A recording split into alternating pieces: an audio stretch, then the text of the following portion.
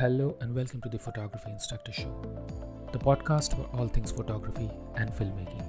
I'm your host, Saurav, a passionate content creator and a photography educator dedicated to helping you master the art and craft of visual storytelling. Whether you're a beginner, eager to learn the basics, a seasoned pro looking to refine your skills, or somewhere in between, this podcast is for you. Each episode, I dive deep into techniques, tips, and the latest trends in the industry. From lighting and composition to editing and equipment, I have got you covered. Plus, you'll hear inspiring stories and insights from industry experts and fellow creatives who share their journey and expertise.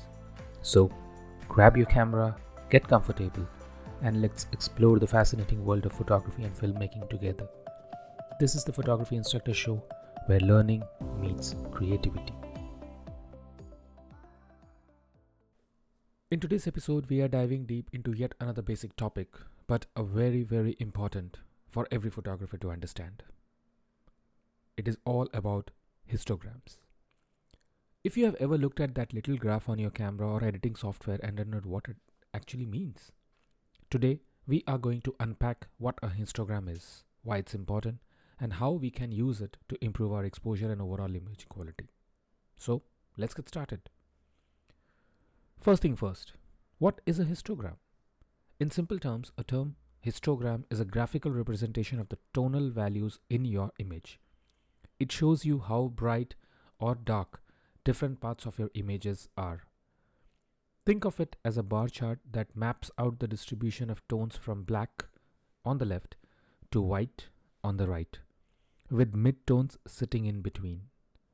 Instead of guessing whether your exposure is correct, a histogram gives you an objective way to analyze your image.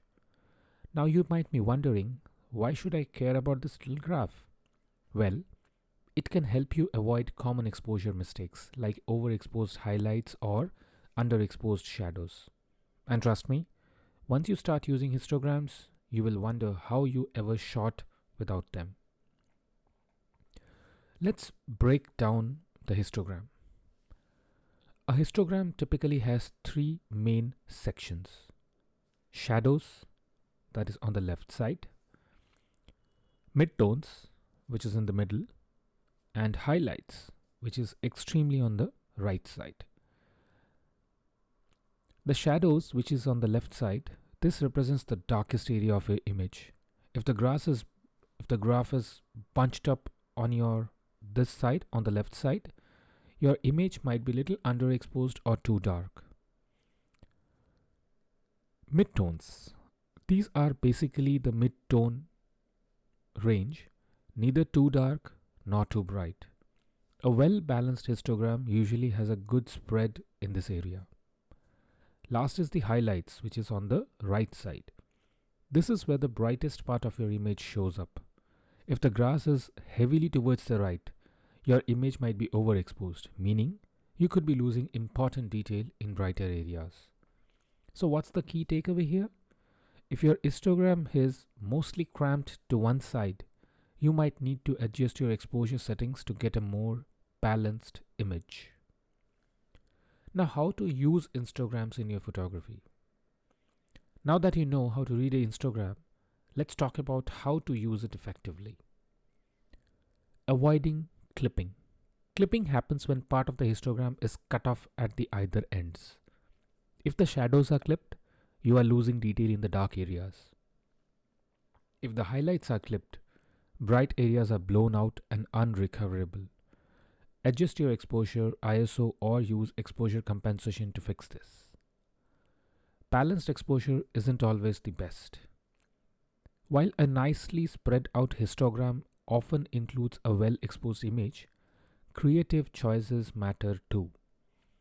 A high-key image like a bright, airy portrait will naturally have a histogram towards the right. A moody, low-key shot will have more information on the left. Using histograms in editing.